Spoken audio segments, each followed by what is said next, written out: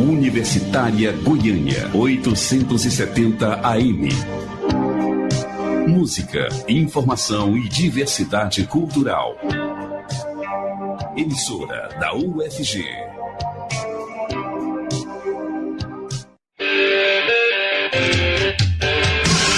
Começa agora o Estação Esportiva. As notícias do mundo do esporte de um jeito que você nunca ouviu.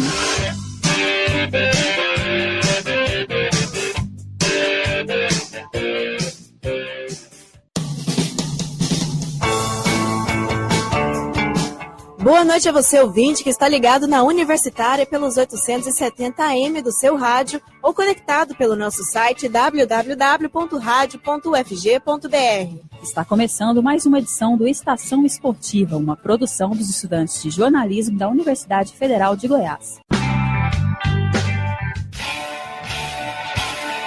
Abrimos o programa de hoje falando do Atlético, que entra em campo esta noite pela segunda rodada da Série B do Brasileirão. Pois é, Mariana, o Dragão estreou com vitória na partida contra o Criciúma e agora vai enfrentar o Coritiba tentando somar mais 3 pontinhos lá no sul do país. Lembrando que no ano passado os dois times estavam na Série A do campeonato, por isso o rubro-negro já trata esse embate como um confronto direto, com as duas equipes na briga pelo retorno à elite do futebol brasileiro. E para tentar emplacar a segunda vitória seguida, o Dragão conta com uma mudança na formação inicial. João Paulo, que só não jogou na última sexta-feira porque ainda não estava com a situação regularizada, vai entrar no lugar de Christian. O restante da equipe, comandada por Cláudio Tencati, vai ser a mesma da primeira rodada. Atlético e Coritiba duelam hoje à noite no Couto Pereira, às 9h30. E o time goianiense continua contratando reforços para auxiliar na luta pelo acesso. O Dragão acertou com o lateral esquerdo Matheus Mascarenhas, de 19 anos. O jogador pertence ao Fluminense, vem por empréstimo até o fim dessa temporada. Mascarenhas disputou o Paulistão pelo Botafogo, onde também estava emprestado pelo tricolor carioca e atuou em 11 partidas. Antes de ser anunciado oficialmente pela diretoria do clube, o lateral vai passar por exames. Na equipe, Mascarenhas pode disputar a posição com Bruno Santos. Recentemente, o rubro-negro chegou a acertar com Vitinho, do Anápolis. No entanto, o jogador apresentou um problema clínico e não foi contratado. E agora chegou a vez de falar do Goiás. Pela Série B, o time só volta a jogar no sábado contra o Figueirense. Exatamente, Flávia, mas amanhã tem confronto pela Copa do Brasil, jogo importante para o Verdão depois da derrota na primeira rodada do Brasileirão. O adversário é o Avaí, e o segundo duelo contra a equipe vale uma vaga nas oitavas de final. O jogo de ida ocorreu logo depois da final do Goianão, quando o Alviverde conquistou o título. O Goiás foi até Florianópolis e ficou no empate por 2-2 na ressacada. Com esse resultado, um segundo empate leva a decisão para os pênaltis. Já uma vitória por qualquer placar classifica a equipe esmeraldina. E o Goiás deve entrar em campo com força máxima. Isso porque o técnico Hélio dos Anjos vai ter mais opções para escalar a equipe na partida de amanhã. Isso mesmo, Flávia. Em relação ao jogo de ida, o esmeraldino pode contar com o Madison, que volta de suspensão. Thiago Luiz e Jefferson também ficam à disposição do treinador, já que estão recuperados de lesão. O meia Léo Senna tem presença quase confirmada no jogo, apesar de estar apresentando um elevado nível de desgaste muscular. Já o zagueiro Ed Carlos pode fazer a sua estreia na equipe nesta partida para reforçar a defesa. O recém-contratado já havia sido relacionado para os últimos 2 jogos. Goiás e Avaí se enfrentam amanhã, às 19h30 no Serra Dourada. A partida vai ser transmitida pela equipe Doutores da Bola e você pode acompanhar aqui pelos 870 AM do seu rádio ou no site radio.ufg.br. E agora vamos falar do Vila Nova. Mesmo já tendo estreado com a camisa do Tigrão na vitória contra o Avaí no sábado, o volante Moacir e o meia Elias foram apresentados somente na tarde de hoje pela equipe colorada. Destaque para o novo camisa 10, Elias, que foi vice-artilheiro do Campeonato Goiano pelo Iporá com 8 gols e chega para dar mais mobilidade para a equipe. O jogador falou sobre o desafio de atuar na Série B e a adaptação no Tigrão. A diferença de você jogar um Campeonato Goiano e uma Série B é muito grande, né? Todo mundo sabe disso. A intensidade, a qualidade. Então a gente sabe que é muito diferente. Então Então, é normal que no começo de trabalho a gente tenha uma readaptação ao trabalho do Emerson, mas eu estou assimilando bem e procurando esforçar ao máximo aí para que eu possa encaixar nesse método de trabalho dele, que é muito bom. E graças a Deus estou feliz. Eu acho que, independente de você fazer gols, e eu acho que o mais importante também é a equipe sair vencedora. E foi isso que aconteceu no sábado. Talvez não pude ajudar como eu sempre ajudo, né, fazendo gols, dando passes, mas eu ajudei muito também na reposição. Acho que a Série B hoje é um dos campeonatos mais difíceis a ser disputado, então a gente tem que encaixar nesse plano de jogo. E por falar em jogadores dessa posição, Alain Mineiro pode estar desembarcando amanhã em Goiânia. A volta dele ao Vila está sendo muito especulada. No ano passado, o meia disputou 35 jogos e marcou 11 gols com a camisa colorada. Anunciado em janeiro como principal reforço do Fortaleza dessa temporada, ele anunciou que iria rescindir o contrato após a vitória sobre o Guarani na primeira rodada da Série B. Pois é, Flávia, e se vier, Alain Mineiro vai disputar vaga com Elias, mas nada que assuste o recém-chegado. A Série B é uma competição longa, muito difícil. Precisa de um elenco forte para quem quer chegar. E o Vila Nova é um clube que almeja, no final do campeonato, está entre os 4 que vão subir para a Série A. Então, tem que montar um elenco forte. Tomara que venha muitos reforços para nos ajudar, porque é importante. E espero que venha. O Alain é um cara que tem uma qualidade enorme. E tomara que venha para nos ajudar bastante.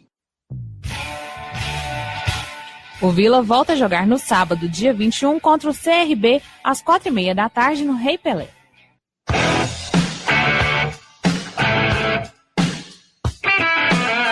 Brasileirão.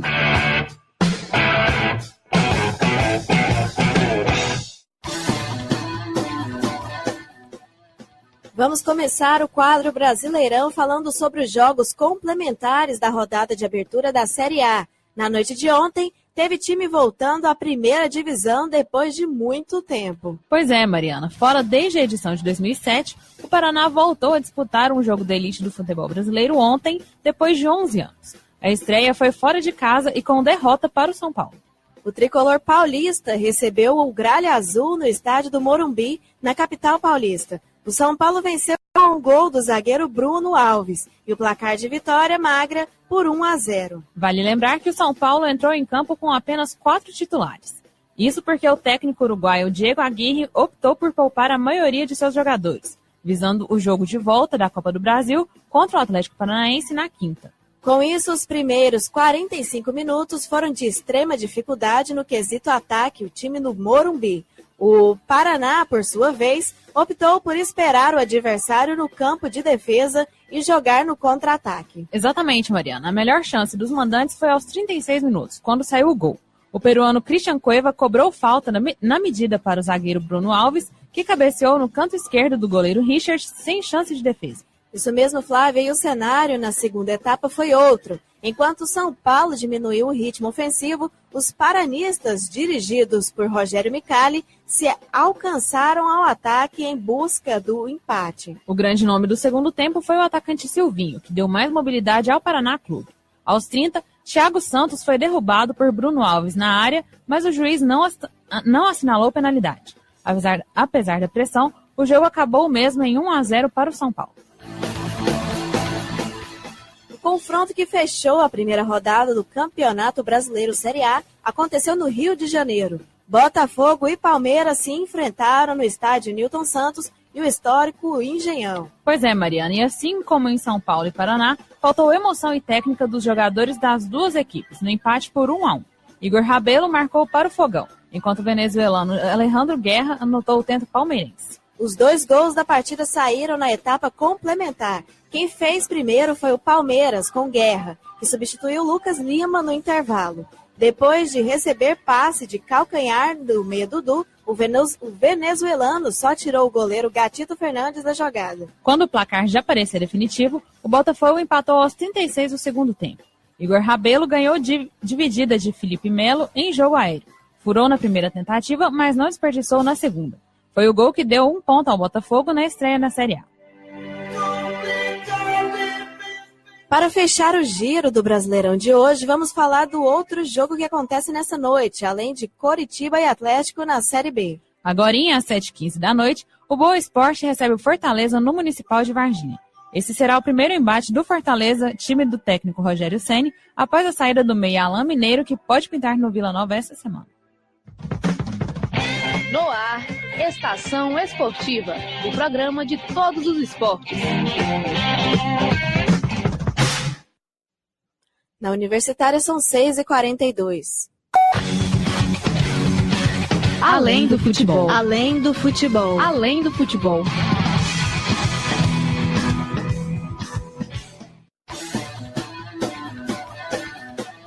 A capoeira é famosa por sua ginga, acompanhada de movimentos acrobáticos e coreografados de quem está participando da roda. Por isso mesmo pode parecer surpreendentemente saber que crianças deficientes pratiquem esse esporte. Pois é, Flávia, e para saber mais sobre essa prática, acompanhe a entrevista que a repórter Tandara Reis realizou com o professor Taquinha. Boa noite, Taquinha. Gostaria que você começasse se apresentando e falando um pouco do seu trabalho com os deficientes. Então, meu nome é Jefferson Fagundes, conhecido no mundo da capoeira como Taquinha, professor Taquinha. Eu faço parte da capoeira, escola fundada pelo fundador Mestre Camisa, que hoje está em mais de 50 países. E esse trabalho, que ele há 10 anos atrás, escola de curso, né? E esse trabalho ele vem evoluindo no decorrer do tempo, com o entendimento de cada patologia. E uma das maiores ferramentas, que é a capoeira, onde nós conseguimos usar a música, né? O ritmo dos instrumentos, que são o berimbau, o atabaque, o pandeiro, né? E esse trabalho vem crescendo. Não só estão conseguindo desenvolver, não só no estado de Goiás, mas em alguns países, né? E é isso aí. Que tipo de deficiência que os seus atletas possuem? Então, na verdade, essas crianças, elas não são atletas ainda, né? Eu tenho alguns alunos que já participam comigo, né? E eles estão iniciando na capoeira. Tem alguns que praticou há 5 anos atrás, outros que ainda participam, outros que são iniciantes, e ainda eles ainda não são atletas, mas nós acreditamos que sim, futuramente serão atletas sim da capoeira. E eu tenho todas as patologias. Eu estou trabalhando com autismo, com síndrome de Down, paralisia cerebral, e outras patologias mais. Você vê que a capoeira como um hobby na vida dessas crianças ou também como uma ferramenta de reabilitação? Não, sem dúvida. Eu vejo que é uma ferramenta de reabilitação. Eu não tenho dúvida que não seja. Em que medida você acha que o esporte está contribuindo para a integração social deles? Veja que hoje, pelo menos as crianças que eu venho trabalhando no decorrer desses anos, ela integra essas crianças não só na capoeira, porque através da capoeira, além de elas estarem socializando, né, através da capoeira, nós conseguimos tirar a timidez, não só das crianças, mas como também dos pais, das pessoas que cuidam delas, porque hoje ainda, infelizmente, nós temos ainda uma barreira, né, com relação às famílias, porque ainda tem algumas famílias retraídas, mas graças a Deus, com esses anos que a gente vem trabalhando, a gente conseguiu socializar bastante essas crianças, fazer elas participarem de festivais, né? Todo ano eu faço um festival inclusivo. O ano passado a gente colocou 140 alunos participando do festival inclusivo, que veio pessoas de vários estados. Esse ano a gente está tornando realizar esse evento, né? E o trabalho está vindo assim, com muita energia, com muito sucesso. Eu digo com muito sucesso. Você acha então que o esporte também é uma ferramenta contra o preconceito? Eu vejo que sim. Eu vejo que a gente vem quebrando isso, porque assim, né? Na verdade, é um trabalho que as pessoas ainda, olha, mas o meu filho ele tem paralisia cerebral, ele faz capoeira. Mas eu já ouvi várias pessoas, mas o filho faz capoeira, ele faz capoeira sim, né? Quando as pessoas começam a ver, quando vê o resultado, vê a criança, aquele sorriso, aquele olhar claro, aquele olhar de felicidade, aquele olhar, eu quero, eu posso e eu vou, ele vê que ele tem dignidade, ele mostra que ele tem dignidade, né? Então a capoeira, eu vejo que realmente vem quebrando esse preconceito. Você tem alguma consideração final a fazer? Eu tenho sim. Primeiramente, eu quero agradecer vocês pelo contato e dizer que as pessoas continuem acreditando, que as pessoas tiram um tempinho, as pessoas que nunca tiveram contato, sabe? Que inclusive eu estou acabando de ministrar aula no CRE aqui. E eu acabei de ministrar uma aula para criança que tem paralisia cerebral. E ela tem pouquíssimos movimentos. Então, se foi uma aula maravilhosa. E se as pessoas tirarem um tempinho para se aproximar, para dar um pouquinho de oportunidade, né? Porque às vezes eu nem vejo que é o que eles merecem, como nós todos merecemos. Estar livre, ter a oportunidade de poder chegar em qualquer lugar, de ter acesso, porque a maioria dos lugares, eu vejo as pessoas hoje não conscientizou que tem pessoas que não têm condição de ir no banheiro sozinha, e o banheiro não está preparado para essas pessoas, né? Então, e que tem que ter esse olhar inclusivo, essa leitura, né, de um mundo melhor. Eu vejo isso. Ok, Taquinho, muito obrigada pela entrevista. O Estação Esportiva agradece a sua participação. Eu que agradeço. Um gol para a história.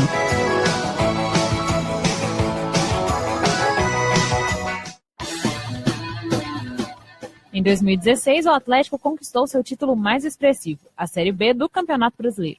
E você confere agora detalhes da partida e do gol que sacramentou o triunfo no quadro Um Gol para a História.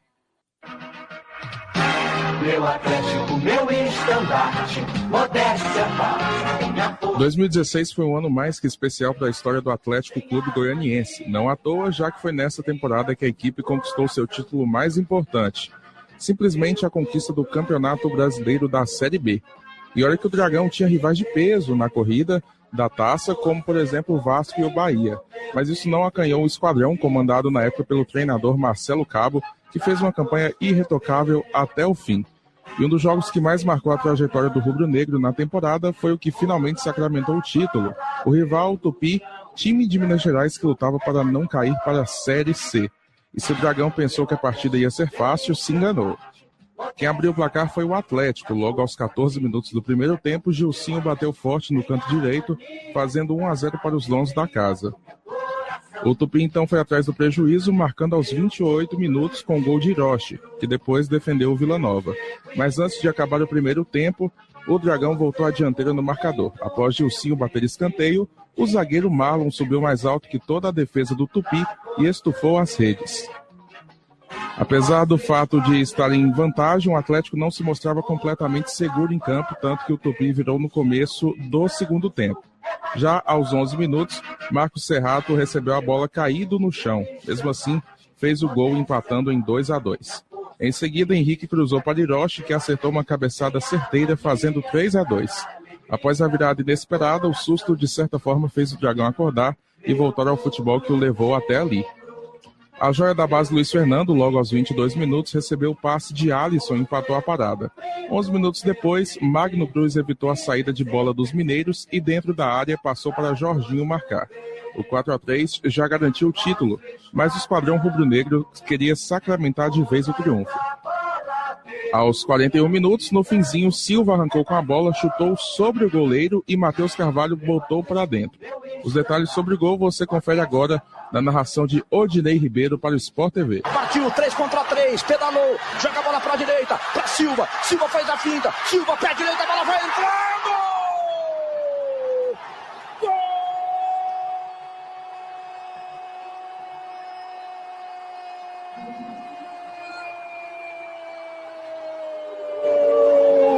Do título! Esporte campeão! Gol do título! O Silva fez isso! O último toque do Matheus Carvalho. Matheus também fominha, né? Poderia ter deixado o Silva, mas quer entrar na história. Todo mundo grita, é campeão. O último toque foi do Matheus Carvalho. Oferece pra torcida, comemora por todos os ângulos. Meu Atlético, meu estandarte, modéstia, paz. 5-3 no placar, uma verdadeira chuva de gols que deu ao título do Atlético um gosto mais que especial. Este foi o terceiro título nacional do Dragão, que já contava com 2 Séries Cs dos anos 1990 e 2008. Eu chego e vejo você. Texto de Cláudio Augusto, na voz de Matheus Alves, para o Estação Esportiva. Dá gosto ver nosso esquadrão.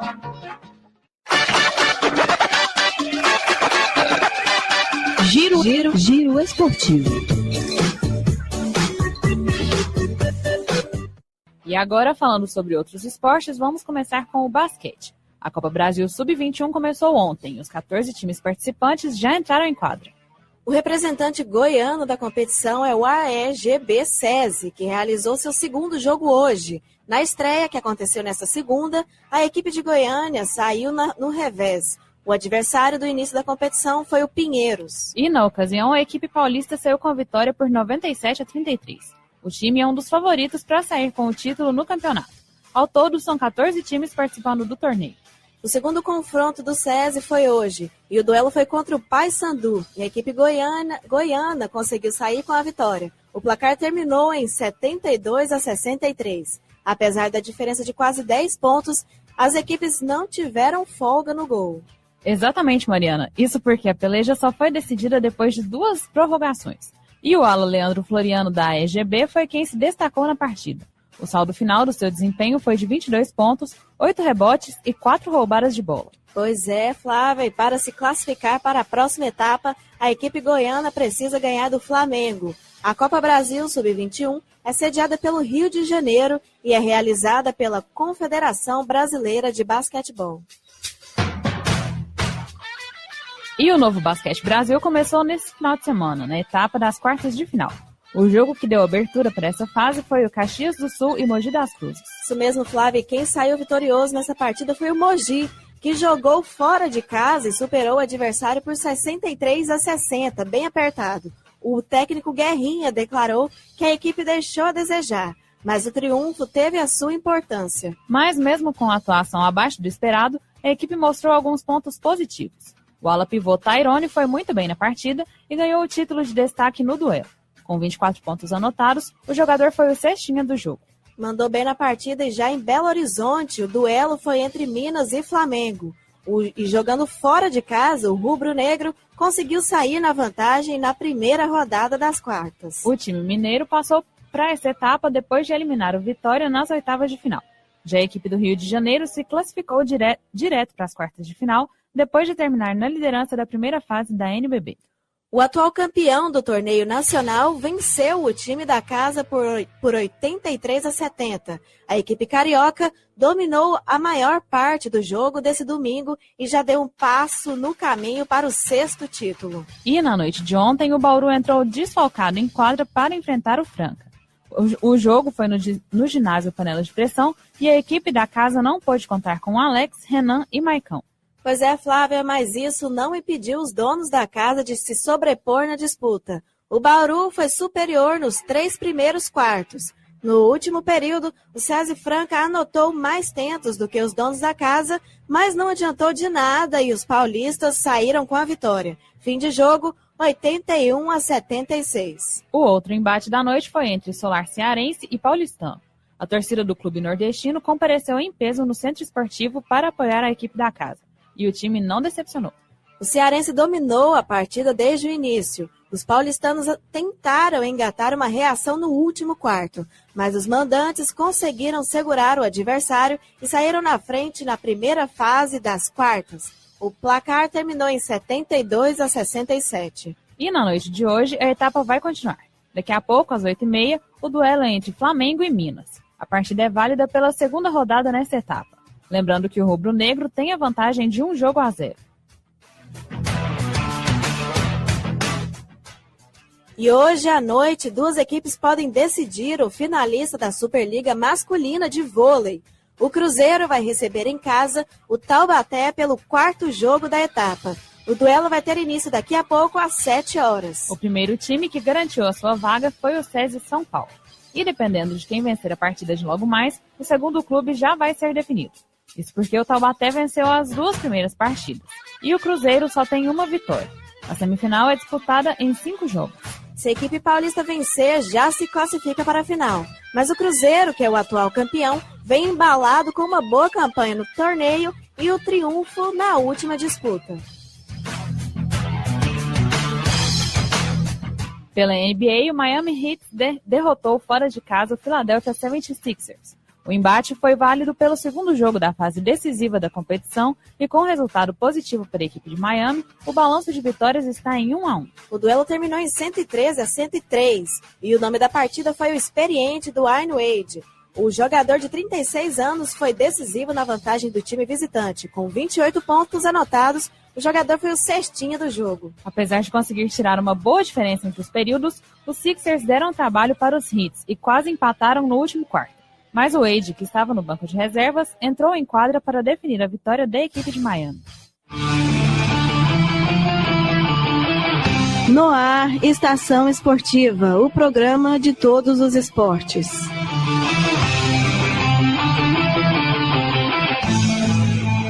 Na Universitária são 6h58. E chega ao fim o Estação Esportiva dessa terça-feira, dia 17 de abril de 2018. A apresentação é de Flávia Silva e Mariana Siqueira. Produções e reportagens de Flávia Silva, Mariana Siqueira, Matheus Alves, Tandara Reis e Clóvis Augusto. Com edição geral e monitoria de Daniela Versiani, Mariana Siqueira e Tandara Reis.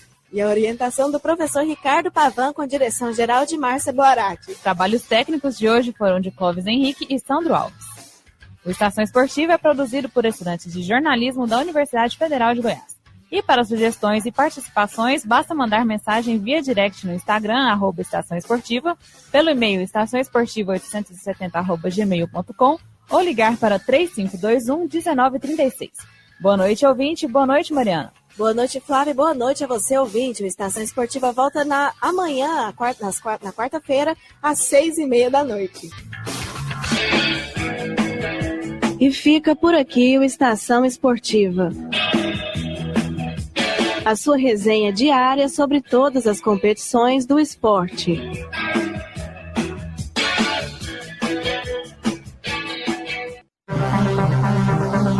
ZYH 754, 870 kHz, AM.